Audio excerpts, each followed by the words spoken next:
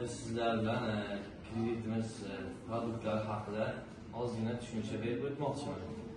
Kredit produktlarimiz turi juda ko'p bo'lib, ular yuridik jismoniy shaxslarga ajratiladi.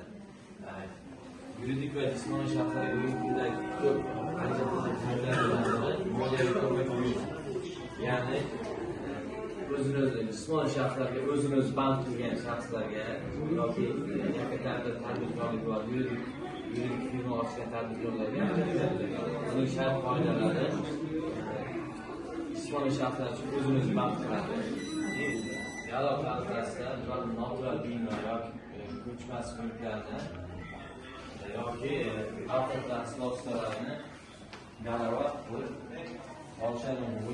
Bu kreditimizda afzalliklari jismoniy shaxslarning plastik kartalari, masalan, o'zingizning shaxsiy kartangizga o'tkazib beriladi, o'tkazish yo'lida. Xohlagan joyga ishlatasiz. Bu maqsadsiz. Xohlasangiz bilan o'zingiz xohlagan narsani sotib olishingiz mumkin. Yuridik shaxslarga yakka tadbirkorlarning bankdagi ochilgan hisoblarni o'tkazib beriladi.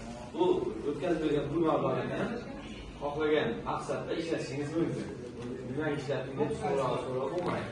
O'zingizga kerakli, shu masalan, tadbirkorlikka yo'nalishingiz boshqa sohalarni rivojlantirish. Kimda savol va tushunmagan savollar bo'lsa, bemalol berishingiz mumkin. Boshqa kredit turlari bo'yicha savol bersanglar bo'ladi. Tushundim.